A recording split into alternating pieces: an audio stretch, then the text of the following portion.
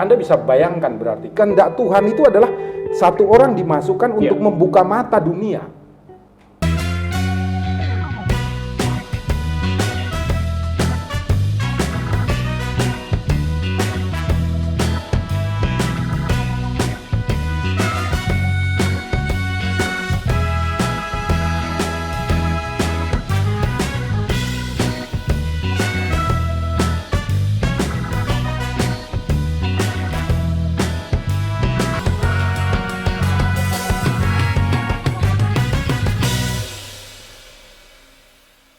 Akhirnya nihil hasilnya. Itu seperti apa sih upaya-upaya yang sudah dilakukan yang dulu-dulu itu?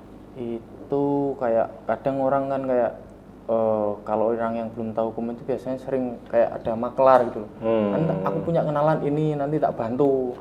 Nanti kamu bayar sekian nanti dijamin pasti keluar berhasil seperti itu. Tapi nyatanya ya nggak ada hasil sama sekali. Yang ada duitnya yang hilang ya? Iya benar sekali.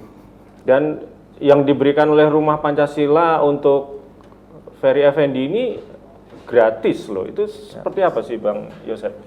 Begini, kadang itu Tuhan itu bekerja itu melalui kita bersama-sama. Jadi bukan hanya satu orang. Tuhan melibatkan setiap orang, setiap individu, setiap organisme yang ada di bumi ini untuk bekerja dengan satu tujuan. Kemudian kalau tujuan itu tercapai, itu nanti tujuan itu akan menjadi contoh. Menjadi contoh, menjadi teladan, menjadi terang bagi siapapun. Sehingga orang yang mengalami hal yang sama mendapatkan kekuatan baru, harapan baru untuk berjuang lagi.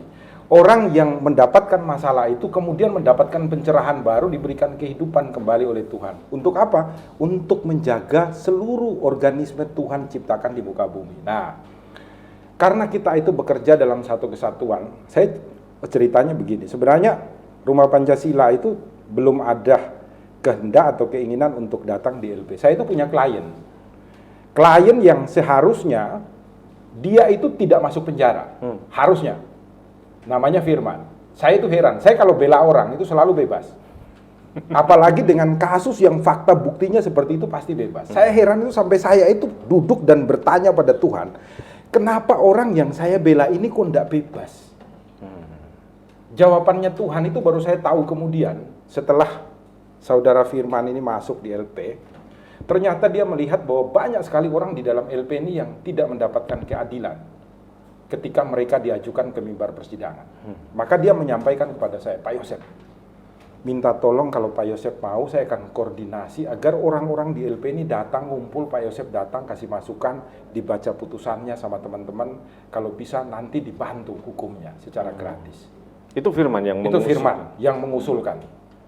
Maka kemudian dari usulan yang disampaikan Firman, karena dia orang yang cukup cerdas, Tuhan mungkin menggunakan dia untuk memasukkan di dalam LP itu, kemudian menggerakkan kami yang mengerti hukum untuk datang, kemudian mengecek. Setelah kami cek, ternyata di awal itu ada sekitar 60 orang yang mau, termasuk dia, mau untuk kemudian datang, kemudian kami cek perkaranya satu persatu, dan ternyata bisa kami ajukan PK. Jadi atas kerja yang dijalin antara saya sama Firman ini, kemudian ada sekitar 35 yang kami ajukan PK itu sudah turun hampir 25-an. Hanya satu yang ditolak. Yang lainnya itu ada yang 6 tahun juga jadi 2 tahun, ada yang 5 tahun jadi 3 tahun. Disesuaikan masa tahanan semua. Termasuk yang seumur hidup ini. Hanya satu yang ditolak oleh Mahkamah Agung. Anda bisa bayangkan berarti kehendak Tuhan itu adalah satu orang dimasukkan untuk membuka mata dunia.